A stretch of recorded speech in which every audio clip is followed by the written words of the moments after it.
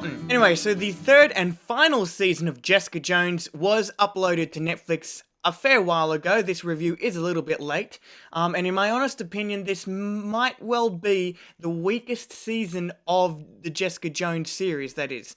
I still liked it though, and the weakest parts of it for me would have to be the villain, Hogarth, and Malcolm. When it comes to the villain though, he was fine, okay? He was fine. He's meant to be more of a mentally and intellectually challenging opponent, which I gotta say, I never found him particularly threatening, like at all. And I think a lot of it has to do with the fact that this series has already had one of those mentally challenging villains, that being Purple Man. And he was way more threatening and intimidating, let's say, than this villain. Also, he's not physically threatening at all, because last season you had Jessica's mother, who was a pretty intimidating physical challenge for them and us, the audience. I was shitting my pants a few times watching her just lose her shit. So when you've already had a mentally intimidating villain and a physically intimidating villain in the same series, and then you try again, right, to have a mentally challenging villain, it was almost inevitable that this villain was not going to do that well. Hogarth was actually pretty disappointing this season. She had barely anything to do. I guess you could say her only story was her having to come to grips with her having ALS, okay? That was the only thing that we had, or that she had going for her in this season, right? But that only pops up every now and then. It's not a pivotal part in the season. Also, Malcolm had nothing to do as well. Her and Malcolm was kind of like the side characters in the show that really didn't need to be in it, but they were in it anyway. His story consists of him turning into a cold-hearted asshole and him not wanting to be that guy, so then he quits his job with Hogarth because that's what's leading him down that way.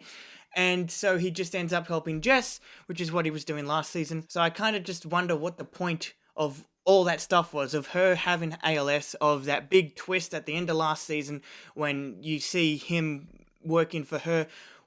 What was any of that for if you're not actually going to do anything with it or explore it enough? Anyway, putting all that aside, the real meat of this season was everything involving Trish Walker. First of all, I have to say I loved her. I really loved Trish Walker this season, okay? I loved watching her be a hero and trying to figure out what to do and making mistakes and accidentally killing people, which happens more than once. Also, after everything that happened last season with her and Jess, it was interesting and fun watching them team up, seeing as Trish is now a super.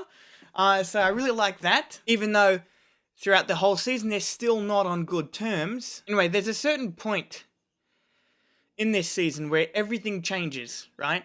And Trish is led down a very dark path. And from there on, for the rest of the season, you're just watching her change into a completely different person than what she was in season 1. Like, you watch season 1, ignore season 2, and watch season 3, Trish is wildly different than what she was when we first saw her. And I loved that. I loved just watching her trying to figure out how to be a hero, and then a certain thing happens that leads her down a very dark path, and now she's just like, she's more than a vigilante and more than an anti-hero. She is something else entirely.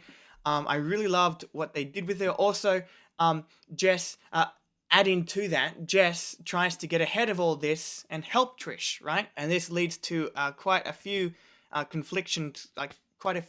conflicts between them, between the two of them, and that was also interesting given what also happened at the end of last season when Trish killed Jess's mum. And that's one thing that I hated Trish for last season, is the fact that she was trying to be a hero and ended up doing completely the wrong thing.